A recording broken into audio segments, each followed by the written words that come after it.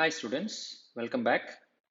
I got two queries from one of the final year exam going students on this presentation on supracondylar fracture of the humerus, and I would like to explain the answer to those queries in this short video.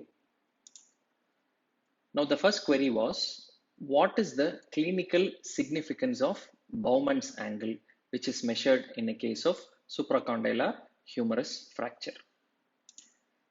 As I have explained in my previous video, this picture shows the distal end of the humerus, and to draw the Bowman's angle, we need two lines.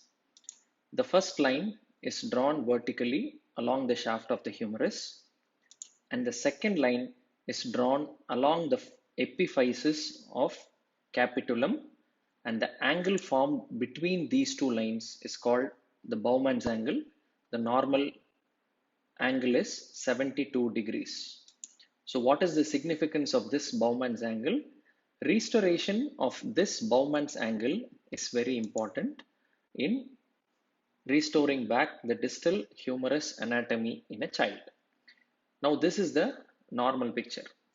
In a case of supracondylar fracture of the humerus, which is shown in this picture, when we draw the axis again, drawing the vertical line along the shaft of the humerus, drawing the horizontal line along the capitellar epiphysis, we can see that the Bowman's angle is increased more than 72 degrees. So this increase in Bowman's angle is important to be identified before performing reduction, because this increased Bowman's angle indicates that the distal fragment is collapsed into varus, or it is bent towards the medial side, and during reduction we have to do the opposite movement of valgus to correct the varus collapse.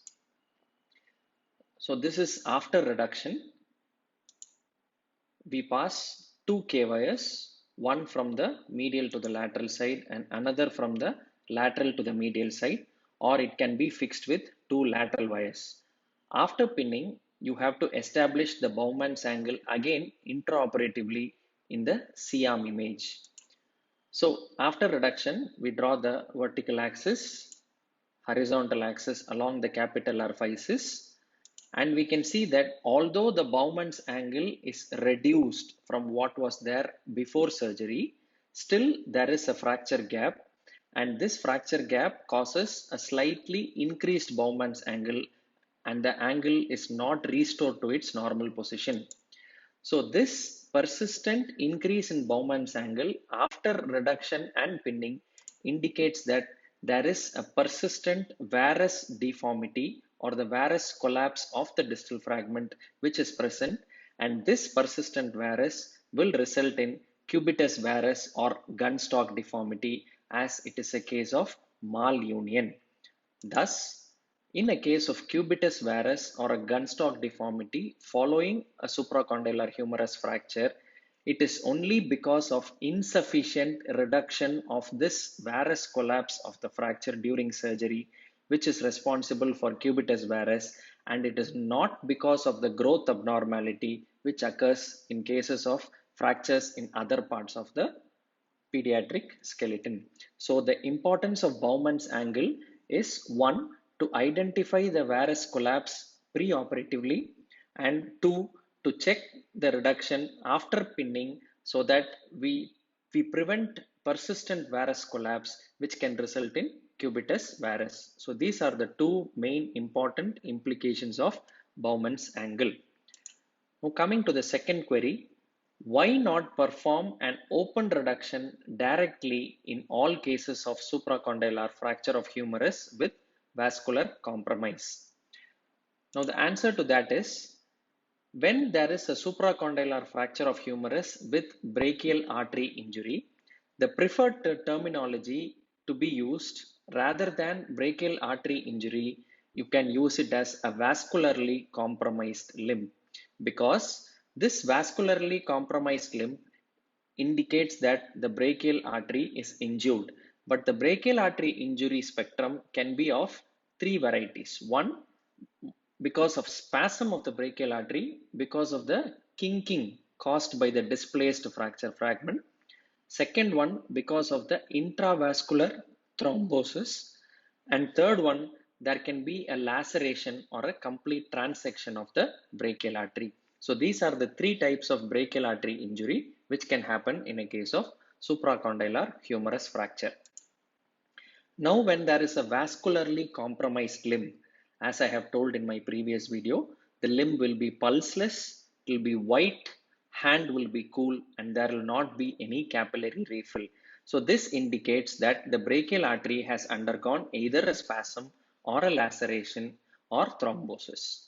Whatever it is, the first step is you have to attempt emergency closed reduction and pinning always.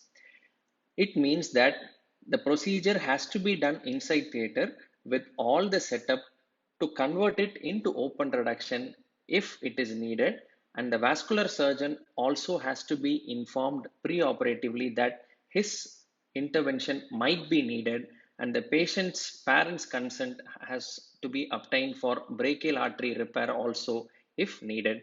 But always the first step is you have to attempt closed reduction and pinning first.